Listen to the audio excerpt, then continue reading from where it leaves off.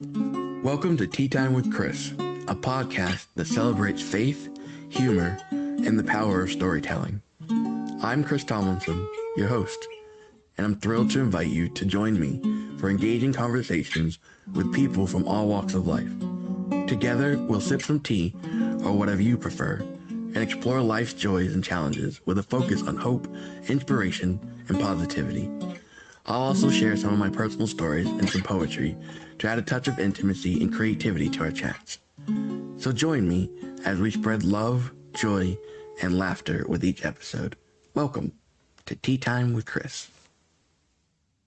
Hello, everybody, and welcome to another episode of Tea Time with Chris. I'm your host, Chris Tomlinson, and today's episode we have another amazing guest interview. But before we jump into that, we have to get to the flavor tea of the week.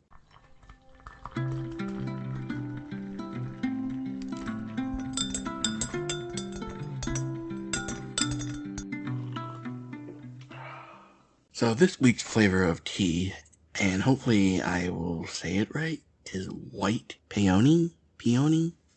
Another name for it is Bai Mu Dan. Origin is China, and it's made from the young leaves and buds of the Camellia sinensis plant. It has a delicate and subtle flavor profile characterized by a mild sweetness and floral undertones. It is often described as having a smooth and refreshing taste. White tea is known for its high concentration of antioxidants, may help protect against cellular damage and promote overall well-being. It is also believed to have potential benefits for skin health, supporting the immune system, and promoting relaxation. Sounds interesting. I don't know if it's my cup of tea, per se, but then again, the flavor sounds pretty good, though. Characterized by a mild sweetness and floral undertone. Sounds good. If you tried it before, shoot me a message to the website and let me know how it tastes, You'd be interested to know. So today's episode, another guest interview, and she is a friend of mine that I have met through social media a few years now, and her name is Cara Morris. So before we jump into the episode, I just wanted to give a little slight warning, possible triggers for people, or some situations brought up that may be hard for people to listen to if they're going through it, or if they've gone through it, or if it's just something that they can't really handle. Kara's story is very heart-wrenching, and it's very rough what she talks about, and I just wanted to give a warning beforehand. But I feel like her story needs to be told, and it's an amazing story of strength and courage, and you'll see. You'll see. So, without further ado, let's jump into today's episode of Tea Time with Chris.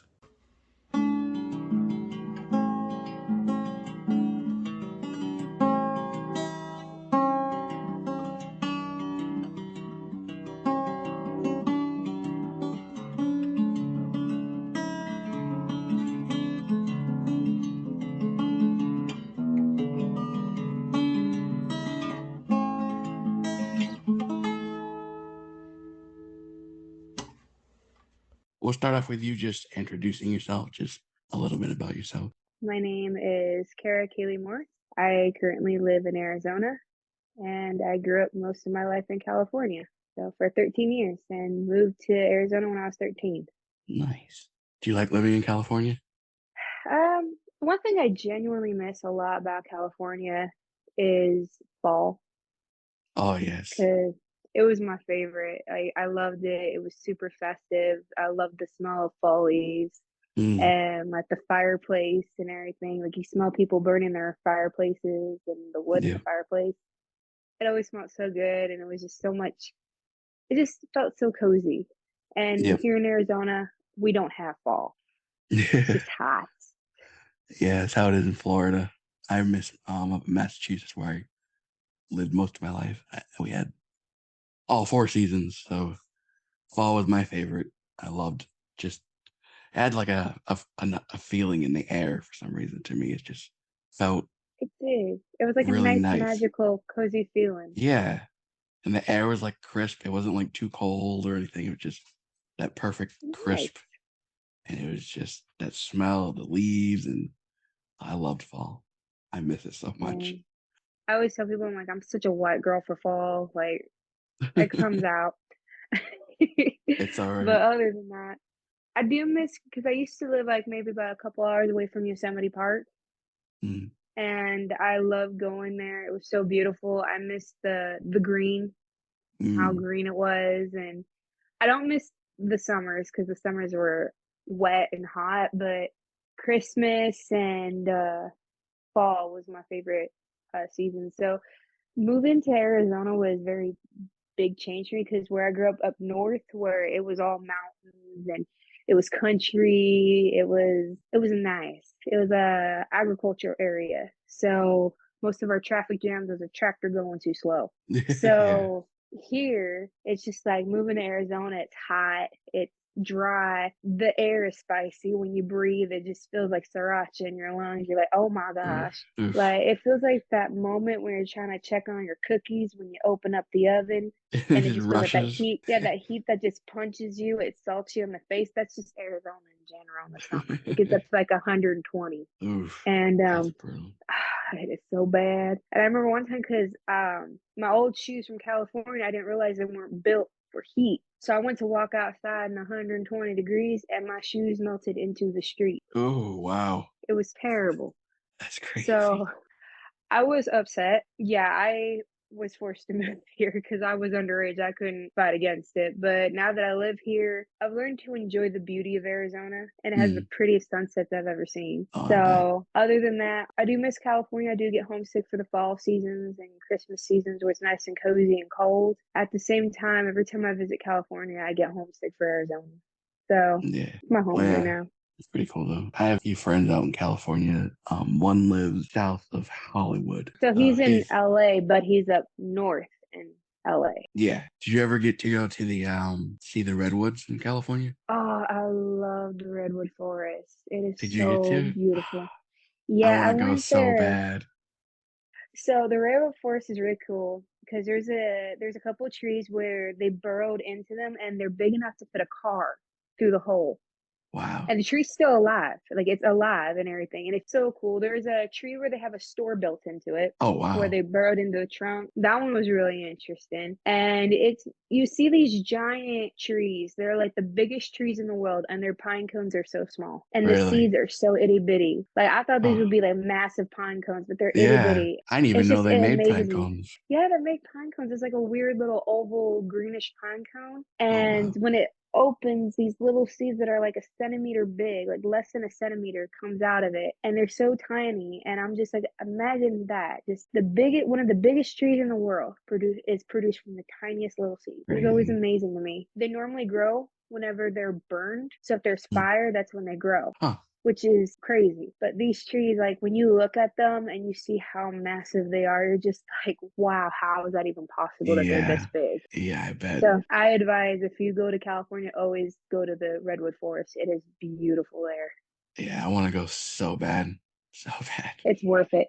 It's worth it. One And when you day. go in the wintertime, if you go in the wintertime, bring a buddy. It's so much more beautiful in the wintertime because it snows. Nice. Would you like to tell us a little about what you've been through in your past and whatever you feel comfortable talking about? I was born in a narcissistic family full of narcissists, psychopaths, and pedophiles. I've endured every form of abuse before the age of 10. I've been in and out of the foster care system, whether it be majority of my foster parents were family members, and I did not have an easy life growing up.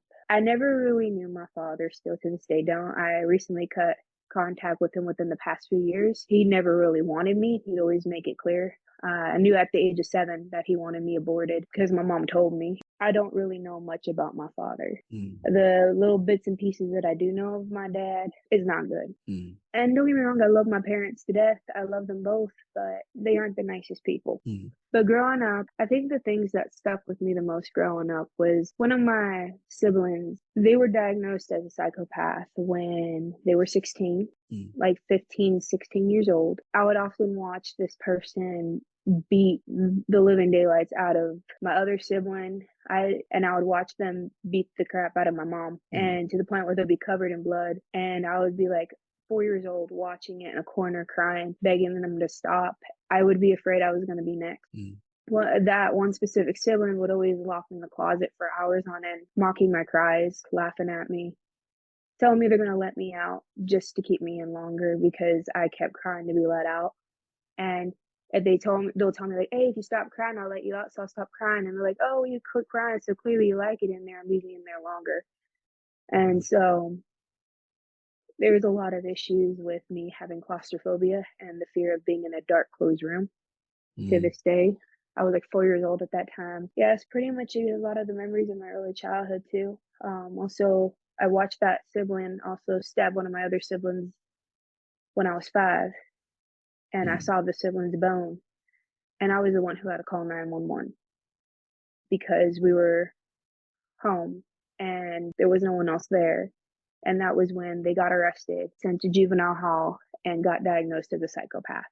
Growing up, witnessed a lot of stuff. I endured sexual abuse from one of the other siblings that I had, and I would just see a lot of violence, anger, witnessing one of my parents threaten to kill themselves if they didn't get what we wanted, threaten to drive us off a canal if we didn't stay quiet in the car, or things like that. It was a very helpless feeling of feeling like my life could end at any second without any prediction of when it could end. And I became so afraid of death to the point where by the age of 10, I was so afraid that my family would die in a car accident. So I would want to leave the house every single moment they leave. That way, if we ever got into a car accident, I would die with them. Wow. I was that scared of losing my family because one of my parents would constantly use death. Like if me and them got into an argument, they would tell me, well, my stepfather's ex-wife, her and her mom got into a fight. And when her mom left, she got into a car accident and died, and she has to live with the guilt now of having her last words be words of anger to her mother. You don't want that to be us now, do you? And I'm just a little kid hearing this, so that put a fear in me to never argue with my family, to never have bits of rage or anger. And I had to hold it all in because I didn't want my last words to be to my family to be anger. And it made me afraid that they were going to get into a car accident and die. Yeah, there was a lot of that going on. I know at the age of 5, I was also diagnosed with severe ADHD. And being diagnosed with that, I grew up constantly being told that the reason why I have ADHD was because God was punishing my family for the fact my father cheated on my mother when I was born. Or my mom was pregnant with me too. And they're like, oh, that's the reason why you have it. It's demonic. It's because God's using you to punish us. So a good majority of my life, I was told that I was the embarrassment of the family, that I was being used by God to punish them. That my ADHD is an embarrassment, that it's demonic, that it's not real, that if I take medication, I'm just opening the door for more demons to enter into me. It was a lot of legalism growing up and a lot of violence and anger. So that's pretty much what I remember growing up as a young kid. I thought that was normal for families. I didn't realize it was abuse until I started speaking up later on in my late teens. But I was always told if I talk, they'll make sure no one will believe me. If I talk, they would make me regret it, and I'll be held responsible for CPS being called and having the family ripped apart. So I always stay quiet. Sorry. It's just a lot. But yeah. I know that the abuse did get worse in my teen years. I was sexually abused by one of my sibling spouses, and the sibling was my foster parent for a while, and I was only 8 years old when it happened. The last time it happened was when I was 10, and I reported the abuse when I was 11. My family first called me a liar, and then when the person confessed to sexually abusing me, it was reported. And after months of going through diagrams and dolls and questions and constantly going through it, reliving it in my head over and over and over again, and it was a lot for me to handle. I was labeled the 8-year-old whore by my family since I was 11 years old, and still labeled a whore by my family to this day because of what happened. And one of my parents would exploit it and use it for attention and then throw it in my face. And it was one of the things that made me the angriest at God for a long time. And it was one of the things, because I fell away from Christ when I was 13 to 14 years old. And it was because that was thrown in my face yet again that made me angry at God. And I blamed him for the abuse instead of the people who did it to me and chose to do it to me. I blamed him for it, and I fell away from him for till I was 21. I have really bad trust issues. So I struggled for a long time. Like, I didn't want to trust like nobody. Like, I didn't even trust myself. I had huge issues of trying to picture a God that was trustworthy. I had all these trust issues. I had to have a meeting with my pastor. I was like, all right, let me just talk to my pastor and just lay it all on him, see what he says. We had a meeting and I told him all kinds of stuff I had gone through and what I was going through, and then how I saw God and like my view on God. And I explained to him how I felt and how I saw God. And he was like, that's normal because of the way you were treated. It's human nature for us to picture God as how we're treated. It's totally normal for you to think that, Chris, but that's not who God is. And then he gave me verses to read up on and help me understand who God is and stuff. But it made sense because, yeah, it makes sense. Like, how we're treated tends to make us see God a different way than he is. I mean, every time someone told me, like, God is like our father, and I'm like, oh, that's not good. If God is like my father, And for the longest time, I would think like God saw me how my family did. I had to jump through hoops just to earn their love. I had to practically put myself into the grave just for them to barely even appreciate me. And I felt like in a lot of ways I was God's punching bag because I was my family's punching bag. Right. So when people were like, "Oh yeah, God is like our father," I started associating God with my family and how my family's treated me. So it was very difficult for me when I did come back to Christ to really genuinely understand like who God really is as a person, who God Right. is as an individual instead of who God is compared to my family. Because I Right. had to separate what was real and what wasn't. Right. And because growing up around narcissism, all I was attracted to was narcissist and toxic people. So I would constantly find someone that resembled my family because it felt like home to me because abuse was home to me. That's all I've ever known. I was comfortable with it. I hated it, but I was comfortable. It was what I've known. If I Yeah. wasn't stressing out by someone trying to hurt me or betray me or something, I didn't know how to function. So, Yeah. I mean, how I found Christ, I was stuck in an abusive relationship for 4.5 years. Dude almost killed me. I've been through every form of abuse in that relationship. And it was brutal. I was afraid for my life. I thought this guy was gonna kill me. I mean, he broke my nose the day after my 18th birthday. He broke it again back in I think like 2016. He broke it again because I wouldn't let him do drugs in his car. And he tried drinking a cup of lean. And I looked him dead in the face and I said, if you come any closer to me, I'm going to break this cup in this car. And I did that. He broke my nose again by slapping me in the face. Like, he was a horrible person. He killed a couple of my animals.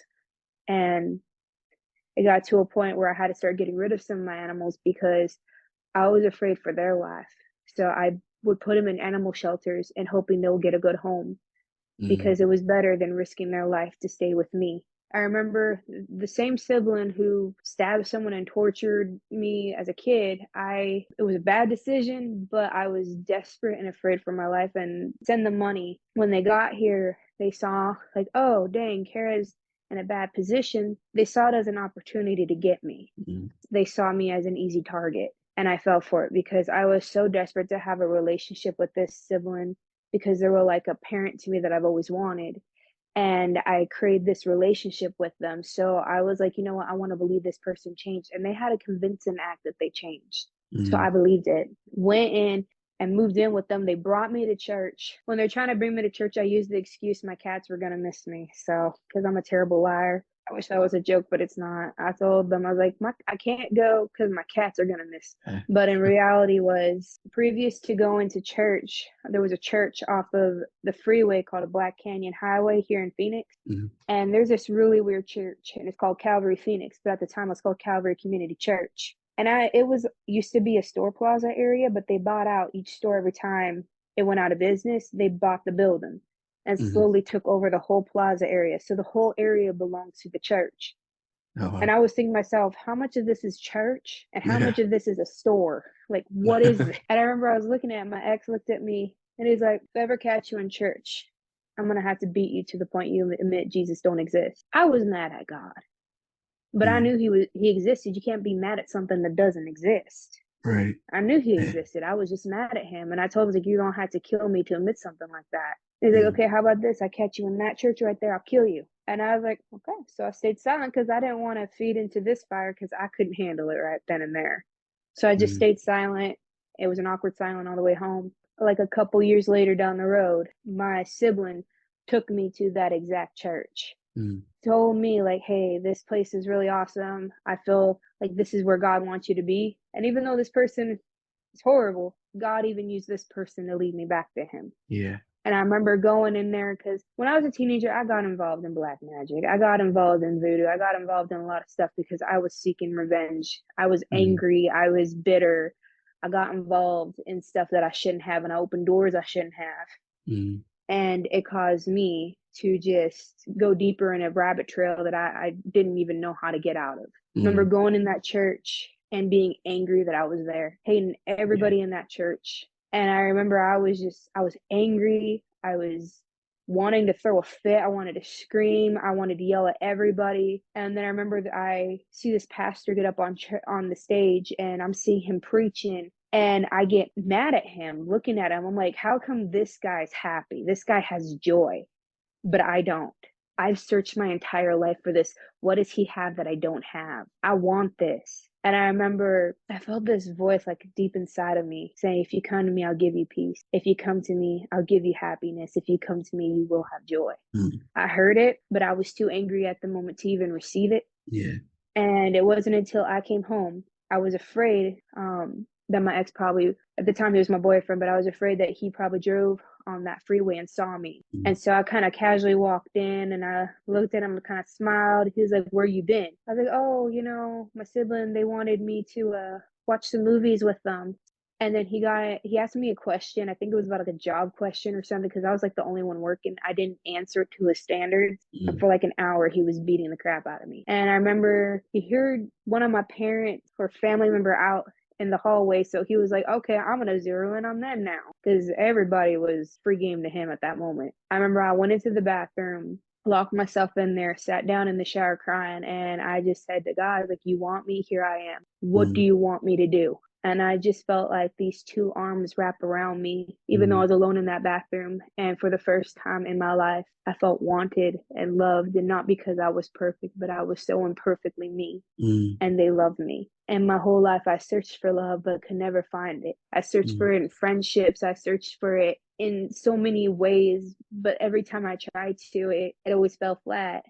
I wasn't very experienced in relationships, so I've only had like a total of 4 relationships in my life. My marriage right now being the 4th one. I've always searched for love, and I've always searched to be accepted. I jumped through hoops from my family. I jumped through hoops for my ex. I jumped through hoops for every single person that I tried to win their love for, and it was never enough. And for the first time, I felt loved and I didn't have to work for it. And that's what made me become a Christian, was that moment. And I know people are like, oh, once you become a Christian, it's the quicker fixer up. Your life's about to get better. No, it didn't. No. It got worse. Yeah. Because the sibling that took me in was the psychopath. My ex was a sociopathic narcissist. My sibling is a psychopathic narcissist. And the difference between a sociopath and a sociopath is more sporadic with their anger and less likely to be able to hide it. They are more evident that there's something very, very wrong with them. They might have somewhat of a mask and illusion up for a while, where they come across as everything you ever wanted lasts less longer than it does with a psychopath. Psychopaths are better at holding up the image. They're better at pretending. They're better at keeping up the image of innocence and being such a loving and selfless person. But behind closed doors, they're complete monsters. And I remember moving in with them. There was red flags that I now realize were red flags, but at the time I didn't. I made excuses for them. I didn't realize I was going through abuse. When I look back on it now, it makes sense. Like in the beginning, it seemed like everything was great. I just didn't like that every time I was myself, I was constantly being recorded. I would show on the videos that I didn't like it. And I would tell them, like, I'm uncomfortable, or I told them they're not nice for constantly recording me without my permission. There was one time, or I even flat out told them, like, you're not funny. This is not okay. I don't like it. And they would post it. There was even one time, because I ran into my ex at a Walmart, and he zeroed in on me, literally confessed he was stalking me for the 2 years that I left him at that moment. It's been 6 years now, but the time was 2 years. Confessed he was stalking me, gave me the most bullcrap apology I've ever heard. And I looked at him and smiled and shook his hand and said, all is forgiven. But then I had a full-blown anxiety attack shortly after. My sibling kept telling me to stop it. Like, this is embarrassing. Like, you need to stop. This is annoying. And then they recorded it and posted it on Facebook. I was livid, because a moment that I should have been like a personal moment for me, where I faced my abuser who tried killing me. I looked them dead in the face, told them all is forgiven, and I walked away alive. That was hard for me. And I needed that moment to recover, and I got exploited for attention. And it would get on my nerves, because it's just like every little thing I did, the moment I would be weird, because I'm ADHD, I get the zoomies. And when those zoomies hit, I'm the weirdest freaking person you'll ever meet in your life. And I'm doing something weird, something stupid. I'm probably gonna get hurt from it, and it's gonna be hilarious, but it's good stuff. It's good memories. But then I would get recorded for it. And I'm like, you didn't ask. You didn't tell me, like, hey, is this okay? And I didn't realize that was a red flag. Like, being constantly exploited without permission, it's crossing a boundary that shouldn't be crossed, especially after you vocalize over and over again, like, hey, I don't like this. Can you not do it? I wish I knew then what I know now, that that was a boundary being crossed, and that was the major red flag I should have thought of.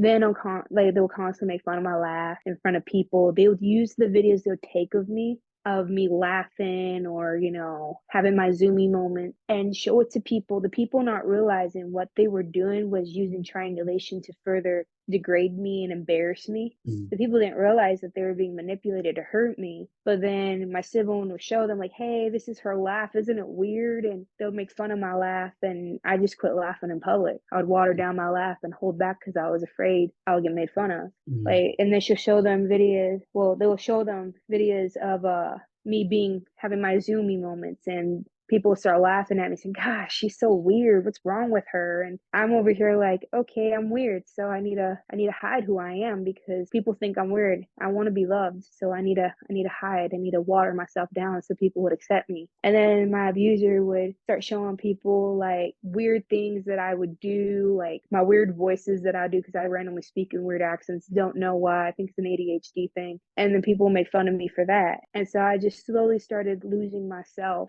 because I didn't realize that my sibling was slowly using identity erosion to strip me of my identity and make me into the version of me that they want me to be. I couldn't wear the clothes that I want, because I like wearing black. I occasionally will dress up looking feminine. Mostly it's my style is very dark, very goth, and sometimes very tomboyish. I mean, as you've seen it. So sometimes, you know, I wanted to dress tomboy, but I couldn't dress tomboy because it makes me look like a lesbian, I guess. I couldn't dress goth because it makes me look satanic. I had to wear the color pink, and I hate that pink color so much. I had to wear the clothes that they would wear, because it was what was appropriate, I guess, to wear. And I didn't realize they were making me another carbon copy of them. And in the very beginning of me moving in with them, I went from being my weird, dorky, fun self to suddenly being, again, another insecure mess. When I was with my ex, I had to close everyone out, and I isolated myself, because every time I went out with friends, he would threaten to kill himself. He would threaten to just do something crazy. So it wasn't that I was an insecure mess. I was so scared to walk outside and leave the house and him end himself, than anything else. Yeah. But with my sibling, it was like I was so afraid to be myself that if I was myself, that no one would love me. And having ADHD, I already battle with identity issues. So it just fed into that more. And at the time I was overweight. I was about 320 some odd pounds. So it was just like then they would constantly use my weight against me. Like, you see, it's not that you're ugly, Cara, it's that you're fat. No one will ever love a fat person like you. Or it's not that, it's just that you're super fat, and the only reason why someone would ever date you is because they're desperate or they're trying to abuse you and manipulate you. And Mhm. so over the years of hearing this, because I gained weight from taking antidepressants, it wasn't like something I had control over. And I quit Right. taking the antidepressants like when I was 18, Mhm. but the damage was already done. Right. So I didn't know how to lose weight in a proper way. It was hard for me to lose weight. So it was just like I didn't know what to do. No one seemed to want to help me. So I started resorting to an eating disorder to help me lose weight. And so that started like back in 2018, and I started losing weight and people started like seeming to like me. So I figured my weight loss was the reason why people liked me. I lost 130 some odd pounds from not eating for a long time. Yeah.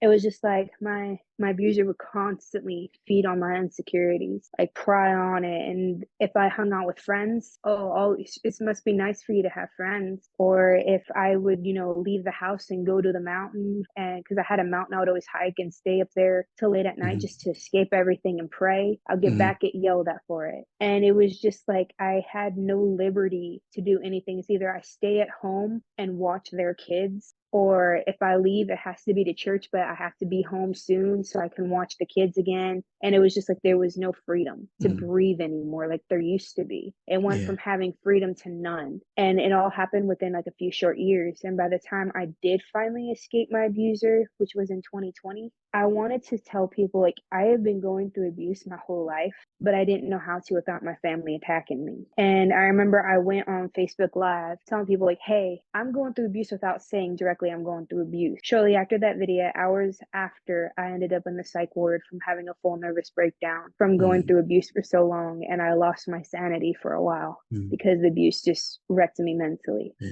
And then I moved in with my parent, and then that was just a whole other level of stress for me because it was constantly fighting. One of my parents was constantly trying to get me to shut up, constantly trying to tell me like, hey, you need to stop. We're all suffering because of you, because your sibling keeps attacking us because of you. And then my sibling starts stalking me and like using everything they can. And now they were telling me like how I was so abusive, how I was narcissistic, how I'm this, how I'm that. And I'm like, I don't know what the heck's going on anymore. Nothing's making sense. And I Yeah. started like shutting down. I tried getting a restraining order, but because they kept using triangulation to get to me, Mhm. and I only had like one direct account of them directly attacking me, Mhm. I couldn't get enough information to get to have the restraining order, so they had to reject it. And while that was going on, I was constantly living with fighting and being gaslit. And every time I would try to talk to one of my parents, like, hey, I didn't have you when I needed you the most as a kid. You were feeding me to my abuser. You kept throwing me to the wolves, and it wasn't fair for me. I needed you, and all you did was abuse me. And they would constantly tell me, "Go, I don't remember," or "I can't deal with this right now because of my blood pressure. I don't need this right now." Or they'll just flat out slam the door in front of my face. Like they'll go to their room and slam the door in my face. At one point, I just had enough, and I flat out told my parent, I was like, "You're abusive. You're just an abusive person. You fed me to the wolves. You threw me to my abusers constantly. It's all about you.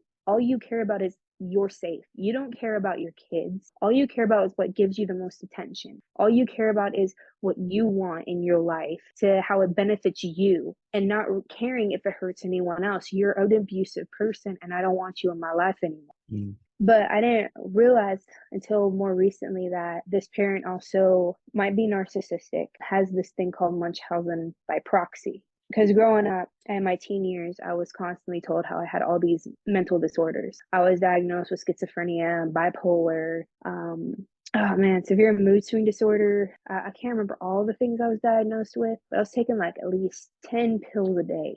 because of the fact that because of having ADHD, I do battle with a speech impediment. It's hard for me to say what I'm trying to say or get out words, or sometimes I stutter or mumble. It's hard for me to talk. So Mm-hmm. my parent will go into my psych appointments and tell them like she can't talk, so I'll have to talk for her, and we'll constantly keep telling the doctor like Kara has this, has that, and would get me pumped up full of drugs. They would start telling people, look at her, she has so much wrong with her and I have to deal with her. So I'm such a good parent having to deal with a child with so many psychological issues. And for a while, I thought God healed me of these psychological issues because when I got away from my parent, all these mental issues disappeared and I didn't need the medication. Mm-hmm. I didn't realize the reason why the symptoms disappeared was because I was no longer being brainwashed to think I had this. Right. So it was just like there was a lot of manipulation, brainwashing in my life to the point where now I'm slowly starting to figure out what the reality is. It's still hard for me to grasp the hold of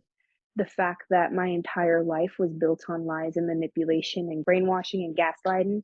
I didn't escape that parent until March of last year. So I've been officially a year free from the abuse. So Nice. it feels confusing, I'll be Yeah. honest. Yeah. Going from constantly going through abuse, drama, and constant fighting, constantly being invalidated, to now feeling freedom, feeling like Mm-hmm. I can breathe, it feels nice. Yeah. I mean, after I left my ex, I thought, you know what, there's no possible way I can love someone, like love someone. I Mm-hmm. mean, I wasn't in love with my ex because he killed the feelings before they could fully be there, because he started getting abusive towards me like 6 months in. But at that time, I started realizing, oh my gosh, I'm being abused, was when I was like 8 months in. It was after he broke my nose. But at that point, he was already threatening to kill me Mm-hmm. if I ever left him. And then I was thinking to myself, there's no possible way I can actually genuinely love someone. I've been through too much damage. I've been so broken. I've been so abused that I can't really feel anything for anyone beyond friendship. Mm-hmm. And then I met my now husband last year. I didn't love him in the beginning. I cared for him, but the feelings started getting stronger to the point where I actually did develop into love. Mm-hmm. And I realized at that point that I was never that broken. I was hurt Right. to the point where the hurt blinded me to see that it wasn't impossible for me to fall in love with someone. Mm-hmm. But as I healed, I was single for like 4.5 years. And as I healed in those 4.5 years, I started finding who I was past the abuse, Yeah. discovering that I'm stronger than what my family has programmed me to believe I am. That I don't need someone to find my happiness because I can find my happiness within myself. Mm-hmm. That the labels my family identified me as weren't true. I needed to get help for my eating disorder because being skinny won't make me worthy enough to be loved. That I do not identify with my trauma. My trauma is a part of me, but it's not who I am as an individual. Right. That I am worth loving, that the pain that I endured does not define me, that I'm not damaged goods. Mm-hmm. And I have value, I have worth, and I deserve the best of the best Right. because God doesn't make junk. He makes Right. treasures, He makes masterpieces. Masterpieces are priceless, and so am I. Exactly. Right. So, stepping into the dating scene was a scary thing for me. Mm-hmm. And right after me and my husband, we officially became a couple, I was terrified because I was like, what if I'm not ready for this? I don't think I'm ready for this. I wanted to break up with him the next day. I Mm-hmm. was scared. But I kept reminding myself, if I keep running, then the next time I have this opportunity, I'll run again. And then the Right. next. And I'll keep convincing myself I'm not ready. Right. And then I asked myself at one point, when will enough be enough? Mm-hmm. When will I stop running? Because I'm scared. Mm-hmm. So I just remember I kept giving this to God, and one thing led to another. Then we became engaged, and then one thing led to another. Now we're married. There we go. So, I mean, even though I was born into a family that was just terrible, I mean, I love my family to death, and there'll never be anything that they have done to me that'll stop me from loving them. Mm-hmm. They are very mentally ill, and I've acknowledged that. And I've acknowledged that the chances of them realizing who they are is not okay, and that they'll stop doing what they're doing and get the help they need is very slim to none. Mm-hmm. And I acknowledge the problem that my family is, but I will never stop loving them. But I can't ignore the fact they are narcissistic. I can't ignore the fact that they are psychopathic and abusive and toxic, and that they don't care about anyone else but themselves, because Mm-hmm. that is the only thing that they provided me with to go off of, about how their characteristics are.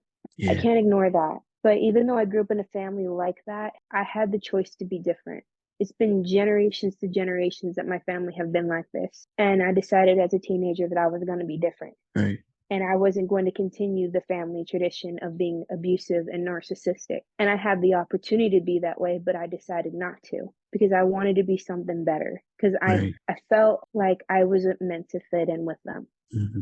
And I am the first person in my family to break free of the abuse and Wow. to get psychological help and to decide that I deserve better than to carry it on. Mm. And now I'm living a happy life full of love, full of compassion. The church I'm at now, it's just Calvary Phoenix, ironically, the one that my ex told me if he caught me and he'll kill me. I work there full time. Been going to Nice. that church since 2017. They've taken me in like a family. And even though I don't have a family, I do have a church family that loves me. Right. And they've taken me in and taken care of me through the whole thing of me escaping my family, of me Mm. escaping abuse. And they'd done everything they could, even paid for my counseling sessions, worked Mm. with me when I ended up in the psych ward, and made sure that I got the psychological help that I needed so I can get back on my feet. And it took me years to get up from that. It took Yeah. me about, I think, 2 years to get up, like become functional after the full nervous breakdown. Mm. And to this day, I'm still recovering, but I'm a lot better than where I was. And I am proof that you can have a happy life after the abuse. Yeah. Amen to that. I went through some abuse with my ex and no physical stuff, just mental stuff. And to the point where it felt like when she left that I couldn't function because I didn't know how to function without somebody.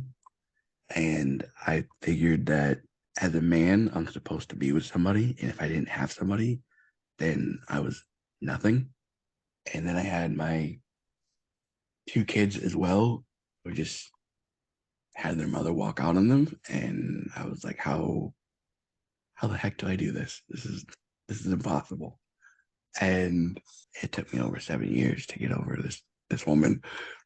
When I finally got to a point, and I didn't get to that point until maybe the beginning of this year and the last year. I realized that the relationships I was having after my ex left was none of them worked because I was trying to find my ex in everybody, and I didn't realize that. And because she was all I knew, I didn't know I didn't know how to like be with anybody else, how anybody else acted because she was like my first everything, like everything, married her and everything. So it was confusing for me. Like I get into a relationship and it would feel a little weird, and then I'm like, this like it for some reason it didn't work because every relationship I went into, I would put it all on me that I would have to do everything in my power to make this person happy. Otherwise, they're going to leave me too.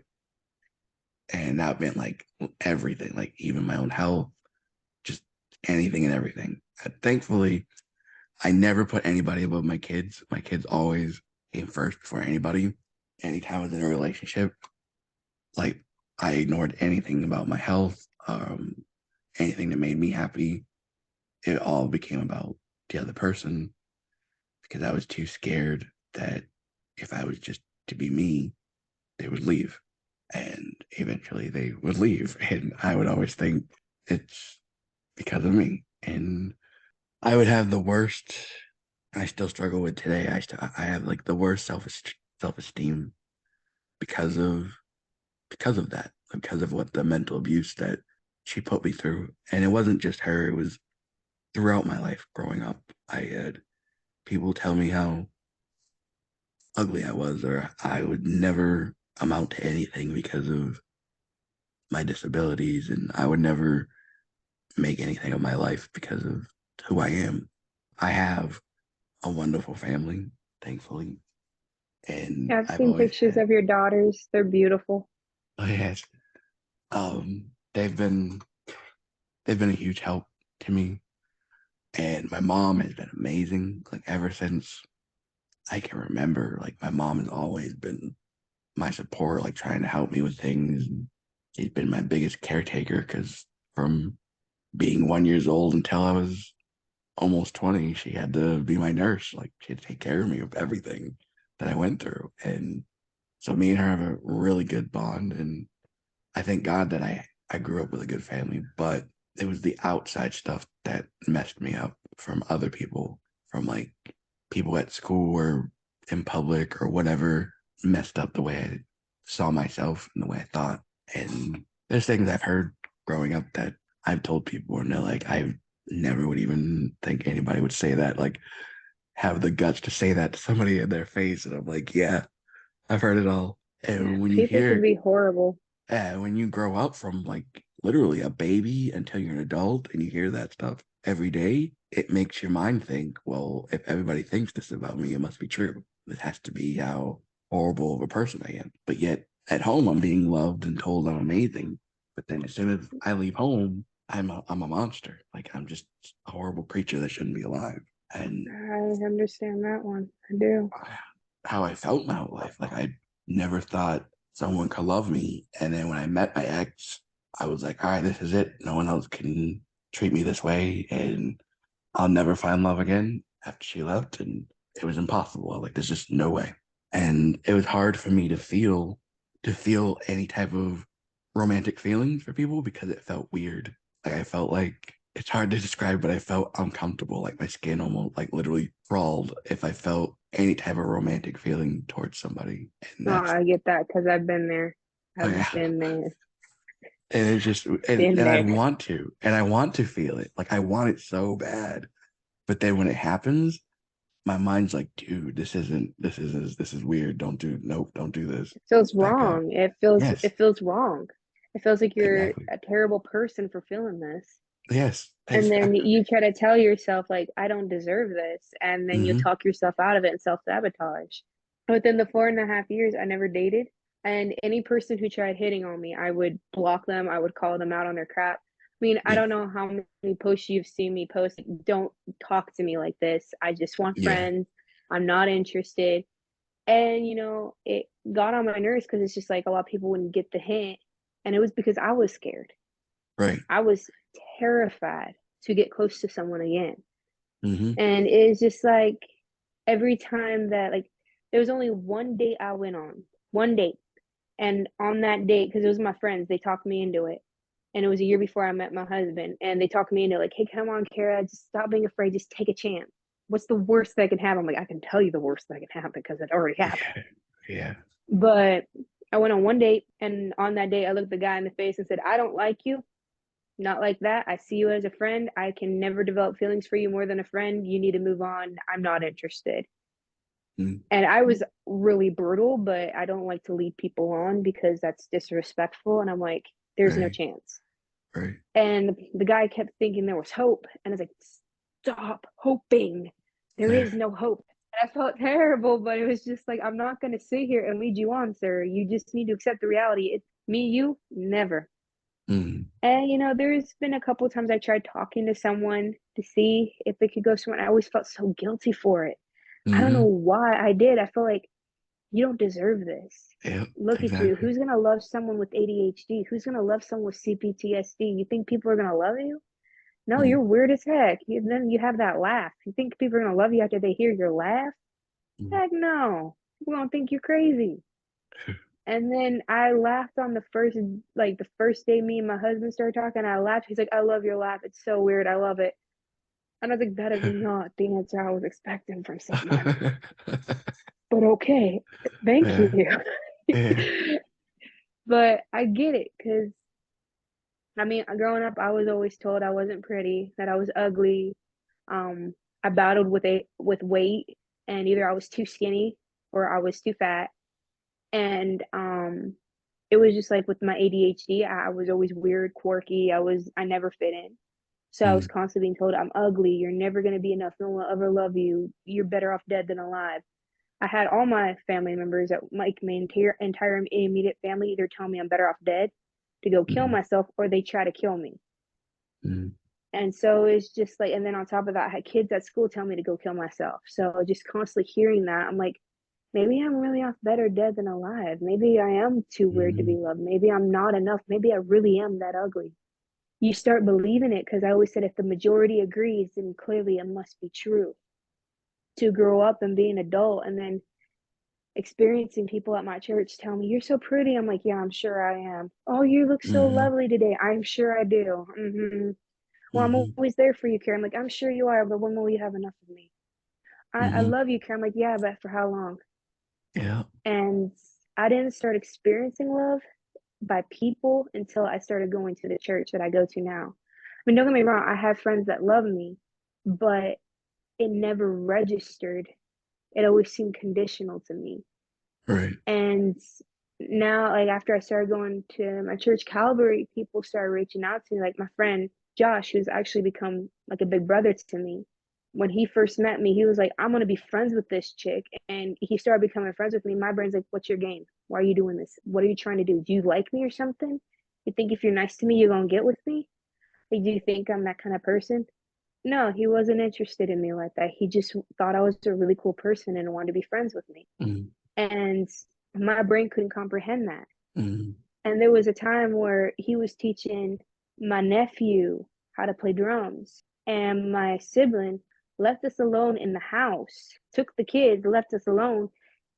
Because he was teaching me how to play guitar, and my brain's like, "Oh my God, this guy could literally rape me right now." Because every Mm-hmm. time I was left alone in a room with a guy, I would either get raped, sexually abused, sexually harassed. It would feel uncomfortable. And we were Mm-hmm. sitting on my bed trying to do the guitar, and he didn't hurt me. He didn't do anything weird. He didn't act weird. He was very nice to me. And I was just sitting here thinking to myself, like, why aren't you trying to hurt me? Mm-hmm. Guys always try to hurt me. And it was like God was using him to show me what it meant to be treated like a lady and with respect and not like an object. Mm-hmm. And his friendship taught me how to find myself as an individual, because him and my other best friend, Amani, she's been my best friend since 2015. Like, she knew my ex and everything like that. And it was him and her that started making me see who I am past all the bad names and things. And when I was trying to figure out who I was past the abuse, I would ask them, like, "How do you guys see me?" I know it's a weird question, but please, I want to know, how do you guys see me? Who do you see me as? What makes you guys like me? Why do you guys want to be my friend? Tell me, explain it to me, because I can't understand it. Josh told me, he's like, "Because you're nice, you're understanding, you're funny, you have a great personality, you're compassionate, you're very empathetic, and you're very selfless. You always try to do what's best for people, and you put yourself aside for other people, and that's a beautiful thing to find in someone." Amani told me practically the same thing, and I started realizing, like, all these things that people said about me over the years was never true to begin with. They only projected on me what they thought of themselves. Mm-hmm. They said that I'm ugly because they felt they were ugly.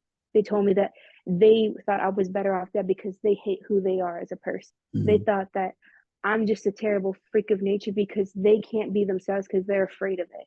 They hate me because I make them feel insecure because of the fact that I have a light to me that they could have, but they don't want because they don't want to work for it. Yeah.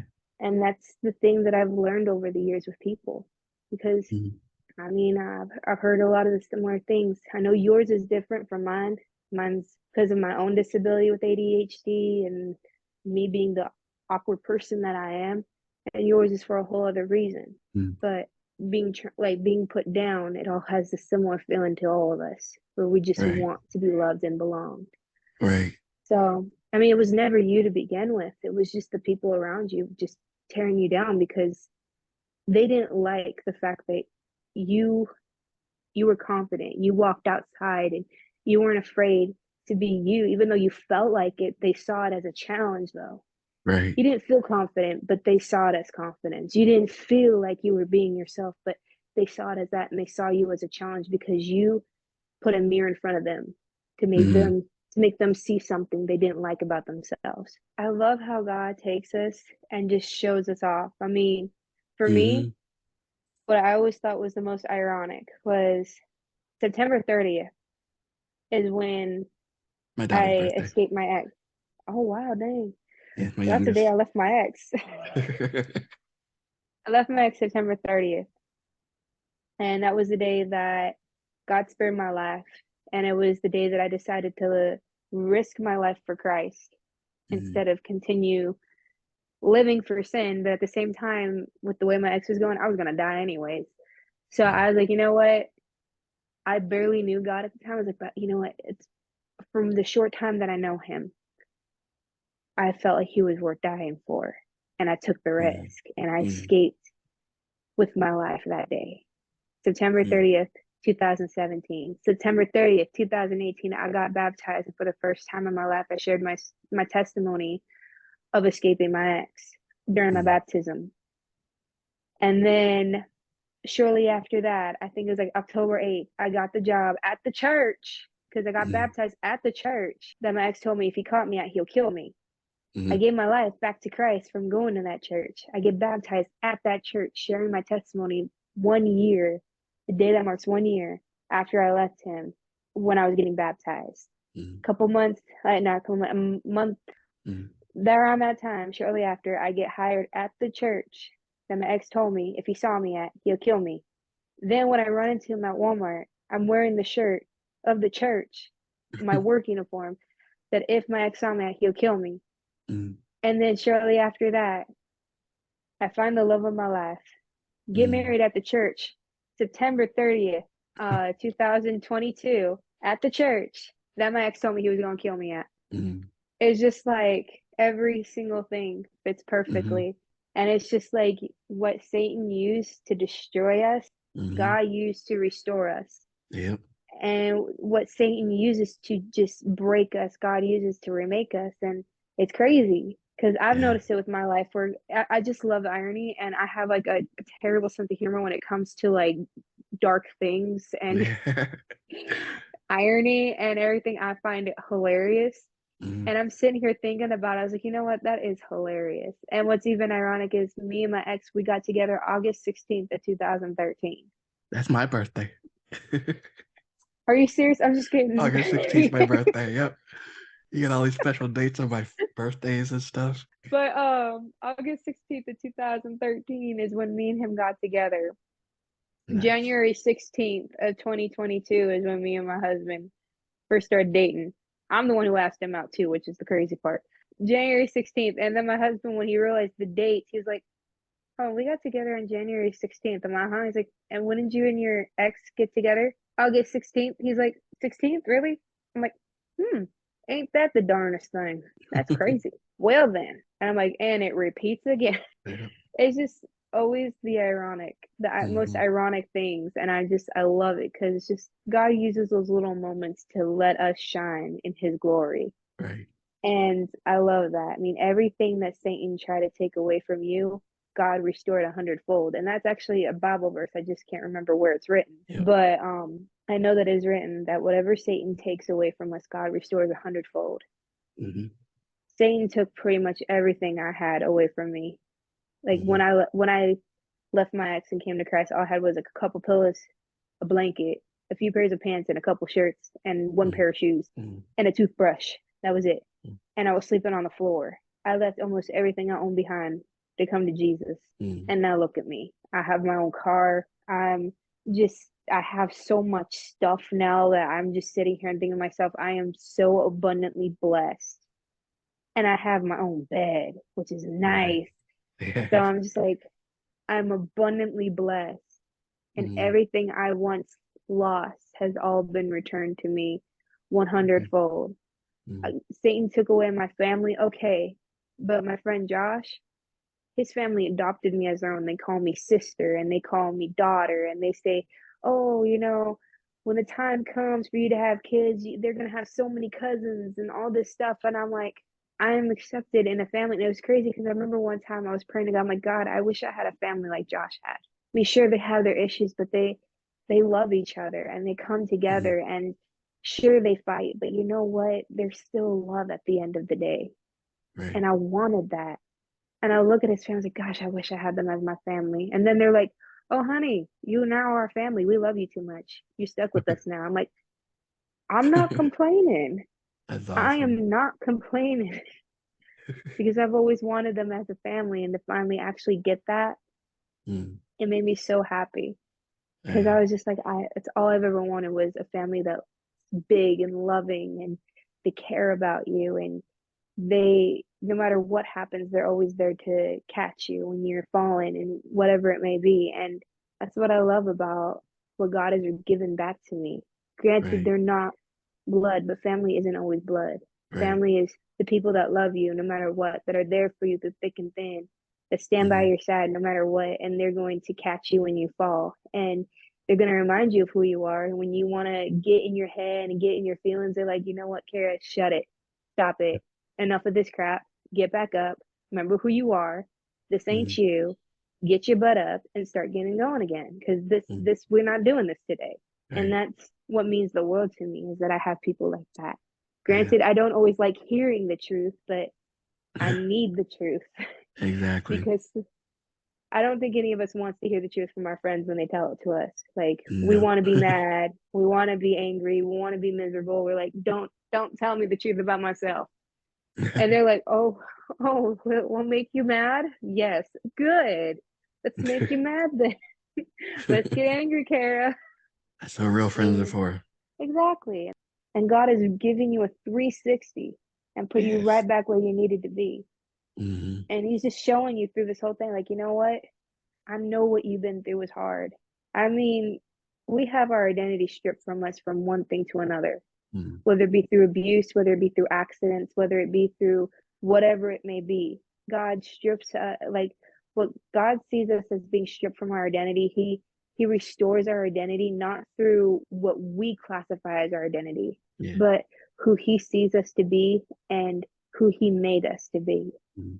And sometimes going through these whole cycles of things that have just broke us, stripped us of who we thought we were, the identity we thought we had. And God's like, I got something better for you. This Right. is who you really are.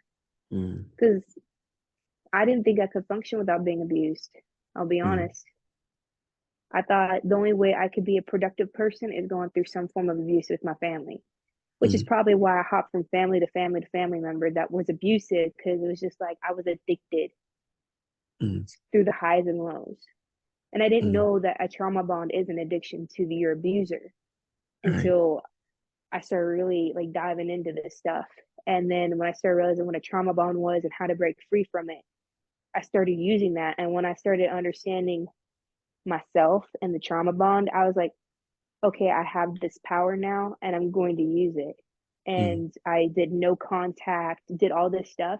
It made me see something about myself that I didn't know I had, which was strength, individuality, courage, that I Right. was my own person and that my family did not need to control me, Mm-hmm. that I could be a functioning adult without them, and that Mm-hmm. my CPTSD is not so bad that I can't function. My ADHD is not so bad that I can't function. Granted, the CPTSD is torture. Mm-hmm. I wish I could forget. And I wish I can turn off the memories. I have night terrors. I don't get very good sleep. It's hard to fight past from present when it's constantly a war inside your head. I think when God removes those things out of our lives that become crutches that we've used as excuses to be dependent on those crutches instead of being dependent on God, Mm-hmm. He removes those things and shows us who we really are, to show us that we can be dependent on Him and we Yeah. don't need the things of this world to be a crutch for us to be individuals. Yeah. So we'll wrap this up. Thank you for letting me do this with you. And it's been an honor and been fun talking to you and being able to share your story and stuff with the world. And I'm sure it will help people too, because your story is really encouraging to even me, because there's days I want to give up, and seeing you still going is an encouragement. So Thank you. That really does mean a lot. And thank you for asking me to be on here. It really means a lot, because sometimes I get discouraged and I think, what is my story even doing? Like, am I even really helping people? So this is God telling me not to give up. Because when I talk about the abuse, I get attacked a lot for it. I get trauma shamed. I get told how real Christians don't suffer through this, or get told like, oh, you choose to be the victim because you keep talking about it. And I'm like, I talk about it because, one, it's me telling my family, you have no more control over me, and I'm holding you accountable of what you put me through. And mhm, also on top of that, I want to help other people see they're not crazy, that there is hope, and they can find happiness again. That mhm, escaping abuse isn't the end of your story, it's the beginning. right. The reason why there's a semicolon. because Exactly. semicolon is just continuing the end of a sentence. It's Mm-hmm. continuing a new topic. So Great. it means a lot that you wanted me to share it. So thank you so much. Hey, no problem. Thank you for letting me. I was a little nervous to ask it first because I wasn't sure, but I felt like your story needed to be heard by more people. Thank you. I would like to take this moment to give a public thank you to my supporters who help with the podcast or with the websites or just behind the scenes or financially or whatever it may be. A very good friend of mine, her name is, hopefully I say her name right, is Shannon Joy Schroffnagel? Shannon Joy. I'm sorry, I don't know how to say her last name, but thank you for your support with financially and motivational person for me too, giving me encouraging messages when I need them. So thank you, Shannon. And to all of you listeners out there that listen to my podcast weekly and visit my website and such, I thank you for tuning in and listening and being part of this journey, of this adventure of trying to get people's stories out and providing a place of encouragement and hope for people to listen to. So thank you.